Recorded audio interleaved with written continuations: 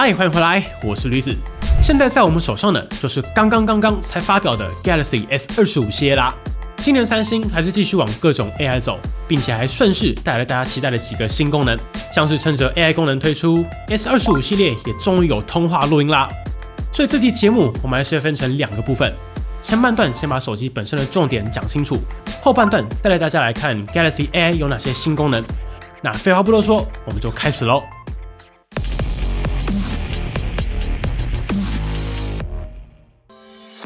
这次的 S25系列同样推出了3款机型，分别是 S25、S25 Plus 以及大家最期待的 S25 Ultra。那究竟是否有传言的 Slim 版本？目前现场是没有展出，就请大家看完发表会再回来跟我说啦。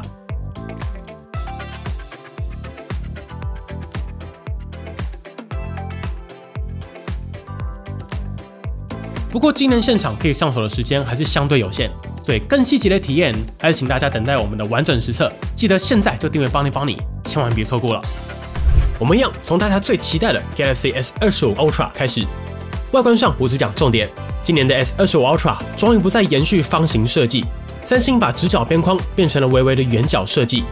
不过喜欢方形的朋友其实也不用太担心，实际上三星这个圆弧非常小，摆一只 S24 Ultra 在旁边应该就看懂了。就是微微圆弧而已。如果你对比上 iPhone 16系列或是 Pixel 9 Pro，S25 Ultra 还是更接近方形设计的手机。不过因为边角变成圆弧，所以也更不容易顶手。对于喜欢握着手机底部的朋友，算是个好消息。并且搭配上这次缩窄非常多的萤幕边框，数据上黑边减少了 15%， 以及依旧是三星独家的抗反射涂层，这块萤幕的第一观感还是很好，值得大家到现场去摸一摸。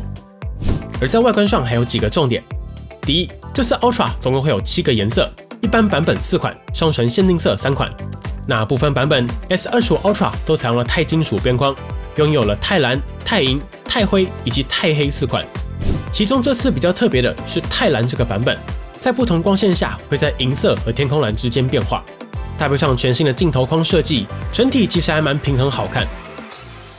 第二个重点，这次 S25 Ultra 再次独占了最新一代的康宁大猩猩全新系列 Gorilla Armor 2强化玻璃的首发，整体的防摔、抗刮性能更好之外，最重要的是他们再次改良了萤幕上的抗反射涂层，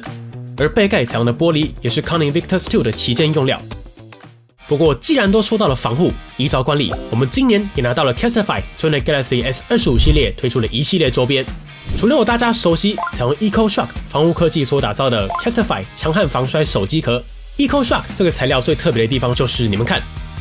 当我丢一颗钢球在传统矽胶材料上，它会直接被弹开，而如果是 EcoShock 我们再丢一次，你看冲击力瞬间消失，直接被材料吸收。这也是 Casetify 强悍防摔手机壳具有4倍均规防摔能力的最大工程。在保护壳旁边的这一条就可以看到上面印着 EcoShock。另外，这次 Casetify 也有经典的镜面款可以选择。最棒的地方是 Casetify 今年也在 S25 系列的手机壳上加上磁吸设计，刚好顺应 S25 系列巨人的7T 无线充电标准。虽然三星原厂没有加上磁吸，但搭上 Casetify 这款，除了可以磁吸充电之外，也可以相容各种磁吸相关配件，像是磁吸行动电源、磁吸手机支架、磁吸卡套等等。有兴趣的朋友可以参考底部资讯栏或是置顶连结，享有帮您观众85折专属优惠。而随着 S25 Ultra 在外观上的改变，这让 S25、S25 Plus 以及 S25 Ultra 3只瞬间变成了家族式的外观设计。非 Ultra 的2款总共有深蓝、浅蓝、绿、灰4种颜色。那这个深蓝是久违回归了，不过三星调得蛮深的，但至少不是垃圾桶蓝，还算好看。双唇限定色也会有各3款，但现场没有展出。接着我们来看相机，首先来讲 S25 Ultra， 同样是2亿画素的主镜头，1000万画素的3倍长焦，这颗没换掉真的可惜。然后5000万画素的5倍长焦，以及这次终于换新的5000万超广角镜头，并且这颗超广角同样具有微距功能，所以现在 S25 Ultra 也具备5000万微距的能力了。而在 S25 以及 S25 Plus 的相机上，就是大家熟悉的超广角镜头加5000万画素的广角主镜头，然后再加3倍光学长焦镜头，同样居然 OIS 的主流规格，跟上一代基本一致。相机上这集我只讲重点为主，细节完整评测再说。今年有3个比较值得一提的地方。第一，三星这次除了采用升级版的 ProVisual Engine 之外 ，ProVisual Engine 去年有介绍过，简单来说就是即时语义分割的进化版。有了 Galaxy A 的加入之后，所有照片上的物体都有独立的演算法进行运算，像是脸部有脸部的，暗部有独立的降噪演算法，而解析力不足的地方则会由 AI 进行自动画质修复提升。今年主要的改变是，他们加上了一套叫做 Special Temporal Filter 的辨识系统。现在系统即使在低光源之下，也可以更精准的分离静态和动态物件，然后针对性的进行降噪。那以前这件事情是很不容易的，因为只要分割的不明确，就会产生拖影跟割裂感，所以应该多少也是受于处理器的算力再次进化。那先前提过的 Super HDR 以及进阶防手震算法也都还是有，系统会自动判断到底是手机本身在晃还是物体在晃，并且两者的讯号分离独立处理，不会像过去的方案暴力的一次全部抵消，会让画面保有自然的晃动，而不会全部抵消到不自然。第二个改变是三星这次继续大幅强化 S25 Ultra 的录影表现。三星算是目前 Android 阵营真的比较有认真全面在做录影的一家，在整套的解决方案上还是相对完整。毕竟专业影片也是从 S21 Ultra 那代就不断在扩充，除了有各种参数可调、外挂蓝牙麦克风之外，那去年他们是有做了即时录影 HDR 以及非常强的录影防手震。而今年有3个我觉得一般人和创作者绝对会有感的升级点。第一个是他们加入了流畅变焦感的功能，在这边上推到底变焦就会比较快，但也是比以往都更流畅。但如果只是推一点点，那系统就会以线性的方式非常流畅的变焦，对于拍一些表演来说非常好用，并且在不同镜头当中切换的流畅度也算不错。虽然不是新概念，但三星这次调教不错，除了镜头本身会有的视差以外，就没有其他抖动或是跳动了，整个变焦的确流畅许多。而对创作者来说，最重要的改变是，三星就是加入了10bit HDR 以及全新的 Lock 录影功能，并且在专业模式下，最高可以做到 4K 120fps 的 Lock 录影。这点对于要拿着手机来创作或是当摄影副机的朋友来说，绝对是个好消息。并且最棒的地方是 ，Lock 并没有被锁定在专业录影模式当中，你可以透过设定，在一般录影模式当中也可以开启 Lock。另外，我觉得更实用的地方是，三星也直接在系统中内建了 Lock 还原色彩的功能。你只要在 Lock 录制完成之后，往上滑动，选择校正色彩，你看，颜色马上就回来了。最后一个大改变是，三星加入了全新音讯橡皮擦的功能。我们现场实测，除了运算速度算快之外，这个分离的效果非常好啊！我们现在听3秒的原片。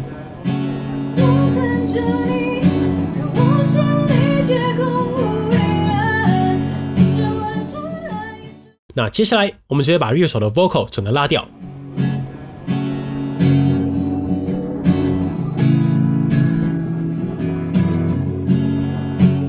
居然还分离得蛮干净的。我们再加上一点强度，把音乐整个拉掉，只留清唱。我看着你，可我心里却空无一人。你是我的真爱，也是我的真爱，麻木的。也可以哦，而且没有到不自然到不可用的程度。那这个功能是还蛮实用的，因为它其实会透过 AI 判断画面中到底有哪几种声音，然后呢可以去重新调整不同的音量比例。对于在路边拍 Vlog 不小心有声音乱入的情况，就把不要的背景杂音拉掉就好。那相机我们就先讲到这里，毕竟升级点都在录影，这还是要之后体验比较准。接着我们来看萤幕，首先是 S25， 在规格上采用了 6.2 寸 Full HD Plus Dynamic AMOLED 2X 平面萤幕，并且这块萤幕也支援了 LTPO， 所以可以达到1到120Hz 的动态跟虚拟调节。而 S25 Plus 同样采用了一块 6.7 寸的 2K QHD Plus Dynamic AMOLED 2X 平面萤幕，同时这块萤幕也支援了1到120Hz 的 LTPO 动态跟虚拟调节。最后 S25 Ultra 当然就不用说了，用的就是三星最顶的 2K QHD 1到120Hz 的 LTPO 萤幕，并且萤幕也从 6.8 寸随着萤幕比例的改变来到 6.9 寸的大萤幕，然后玻璃用的是前面有讲到的大猩猩 Armor 2以及新的抗反射涂层。而在效能上，这边要讲清楚，目前只有公布国际版的资讯，但是台湾究竟会引进哪个版本，还是要等台湾三星公布了。但唯一确定的是，目前台湾收到的资讯 ，S25 全系列，也就是包括 S25、S25 Plus 以及 S25 Ultra 3款，都是采用高通的 Snapdragon 8 Elite for Galaxy， 也就是三星定制版本的高通8 Elite 处理器，并且3款手机都配有12GB 的 RAM， 其中 Ultra 有256、512、1TB 3个容量选择 ，S25 Plus 有256、512两种容量选择，而 S25 则是有128、256、512 3种容量选择。而在大家关心的 eSIM 上，目前确认国际版会有双实体 SIM 卡以及单 SIM 加 eSIM 2个选择。那台湾会怎么引进，目前还没公布。如果问我个人意见的话，当然是小朋友才选择，我全都要。敲碗可以来个大全配双实体加 eSIM 的组合。比较值得一提的是 ，S25 Ultra 采用的 Vapor Chamber 这一代又加大了40%，搭配上 8 Elite 很稳的能耗控制，这一代 S25 Ultra 的效能表现，我觉得算是蛮值得期待的，就看三星愿不愿意释放了。续航部分，今年的 S25 搭载4000毫安时的电池 ，S25 Plus 4900毫安时，以及 S25 Ultra 5000毫安时。看来三星还是保守，没有换上新的电池技术。但其实今年也是高容量电池的第一年嘛，大家都还在看到底耐不耐用，所以就合理状态吧。快充也跟上一代相同，维持小支25，其他2支45瓦的快充速度。另外，全系列也都支援 IP68 防尘防水。而在生物安全辨识上 ，S25 系列同样采用超声波萤幕下指纹辨识模组，但是因为今年全系列都是平面萤幕嘛，所以保护贴的问题就相对单纯，只要买超薄玻璃保护贴，指纹都可以达到不影响的程度，不要乱买就好。最后，这是在 S25 Ultra 上同样拥有 S Pen， 一样可以收进机身里，但是要注意，这一代的 S Pen 确定没有支援蓝牙功能，所以无法进行远端操作，这点拿掉是真的有点可惜。此外，三星也同时宣布 S25 系列确定会提供7年的安全性更新以及7年的大版本更新，还是很扯啊！意思就是 S25 可以一路到 Android 22键了。好，手机的重点快速讲完，接下来聊聊各种 AI 的功能。这次光是新的 AI 功能就已经是超级多了，所以大家喘一口气，我们就接着讲。这次 Galaxy AI 我想说的第一个新功能是在通话当中，三星终于顺势加上了通话录音的功能。只要在电话接通的时候按一下这里，系统就会对整段通话自动录音。大家敲碗的通话录音功能终于登场啦！而录音下来的内容则可以透过 AI 进行逐字稿分析辨识，然后再帮你把整段通话进行摘要整理。而第二个功能，我想先来说这次三星跟 Google 的重磅合作，叫做 Cross App， 然后会串上 Gemini Live 执行。可以看到，现在 Google 语音助理在 S25 Ultra 上已经被 Gemini Live 所取代之外，三星 S25 系列目前也独占了 Gemini Live 的新版界面，但跟一般版本 Live 相同，点开这个界面，你就可以直接跟 Gemini Live 即时对话，它就不像传统的语音助理只能一问一答，而是真的可以跟朋友对话一样自然聊天。你也可以随时打断它，其实就跟 ChatGPT 聊天的功能相同啦。不过比较特别的是，三星这次将会首发 Gemini Live 的 Cross App 功能，你可以讲一句话就完成一系列操作。比如说你在 YouTube 上看到一个猪肉食谱好像不错，那你就可以跟 Gemini Live 说，帮我把它改成牛肉版的食谱，然后日存到我的 Samsung Notes 里面，或是帮我找某个资料，同时传给某某某等等操作。等于就是一句话 ，AI 就会帮你完成接下来的操作。首播将会支援 Google 的原生系列 App、三星原生系列 App， 然后还有 WhatsApp 以及 Spotify。不过目前 Cross App 要等到接近开卖的时间才会透过 OTA 推送，所以到底能做到几成的表现，这个就等之后才能测试了。下一个功能，三星在手机上的 AI 图像生成有多强，大家应该都有看过了吧？像是在肩膀上画出鹦鹉，在腿上画出猫猫，在椅子上画出恐龙玩具，这种复杂操作都做得到。而现在三星也乘胜追击，加入了文字生图的功能。你只要简单打几个文字，选定风格 ，AI 就可以自动帮你产生画面。你也可以加上参考图片，让它以此概念进行生成。不止如此，你还可以生成 AI 贴图，像是我请它生成一只 Q 版驴子，然后现场直接输出出来，也太可爱了吧！这个场布我给100分。另外，现在 AI 路人消除也不用再自己点选了 ，AI 可以帮你选出所有可以移除的选项，整个移除过程更轻松，并且生成的效果还是好。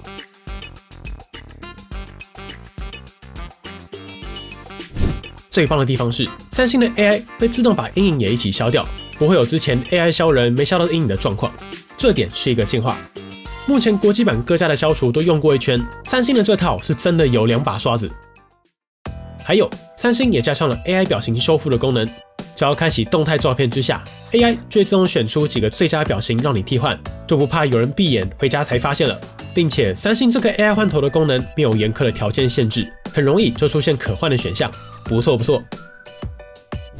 除此之外，三星也加入了 AI 自动剪辑的功能，只要在相簿里选好你想要的素材，然后系统就会自动产生出一段精彩短片，而且剪出来的东西感觉是比以前乱数生成有逻辑很多，应该是有在辨识到底画面出现什么。另外，三星这次也在设定界面以及相簿当中加入自然语言搜寻的功能，你不用再记复杂的关键字，例如你可以直接在相簿里用语音说“我去西班牙旅游”的图片，那就会跳出对应的结果。三星这个搜寻其实之前就蛮好用的，很常搜寻卡片、文件、笔记，通常都能找到，比我自己找还要准。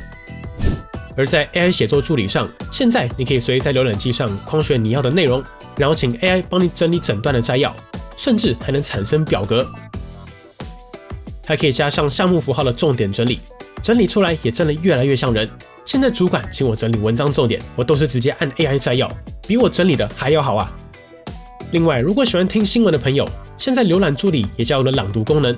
不过特别的地方是 ，AI 会先帮你把重点摘要出来，所以只念重点给你听，不浪费你的时间。接下来还有 AI Select 智慧选取。现在当你从侧边栏启动智慧选取的时候 ，AI 就会自动判断画面上你到底要什么。比如说，你可以把一段影片素材直接变成 GIF 档，然后传给朋友，可以说是梗图神器，推荐给半夜会传一堆 Reels 给你的朋友。比较特别的是，三星这次在 One UI 7当中也加入了 Now Brief 以及 Now Bar 两种新的系统界面。Now Brief 比较单纯 ，AI 会自动统整你手机上所有支援 Now Brief 的 App， 然后透过一个界面告诉你现在应该知道的事情，像是待办事项、行程、前一天的睡眠指数等等。比较特别的是 Now Bar， 现在所有支援 Now Bar 的 App 在执行的时候，就会在锁定画面的萤幕底部或是通知列出现快捷选单，像是计时器、Google Maps 的导航、比赛的即时比分等等，出现在让你可以 now 马上看的 bar， 其实就跟动态岛有异曲同工之妙啦，只是没有硬是放在镜头周围的版本。如果还想了解更多 AI 功能细节的朋友，请参考我们先前推出过的 Galaxy AI 重点总整理这支影片。现在三星已经有几十个 AI 玩法，没有半小时的片长是绝对讲不完。我觉得 Galaxy AI 目前最好用的地方，就是它会自动在可以用 AI 的地方直接出现 AI 按钮，而不用你自己去想去开，全部都是内建在最直接的位置。看到 AI 按钮按下去就对了。还没玩过 AI 手机的朋友，到时候 S25 系列上市的时候，一定要去现场玩一玩。包括这次的新功能，应该已经有40-50个 AI 功能可以玩了，一个上午应该是真的玩不完了啦。值得一提的是，为了因应接下来 AI 服务越来越多会存取到个人资料的场景，三星也打造了一套 Personal Data Engine， 里面的所有敏感资料储存在手机的 Knox Vault 硬体里面。上市资讯部分，目前台版的上市消息尚未公布，大家都继续关注我们接下来的实测吧。好了，本期节目就先到这里，这集快速的把重点都带到了。如果有什么我们还没说到，或是你想要帮你团队深度来测的地方，欢迎直接底下留言，我们会尽快带来 Galaxy S25 系列的完整评测。别忘了立即订阅邦尼，就不会错过完整评测啦。也欢迎透过超级感谢加入频道会员的功能，直接支持我们。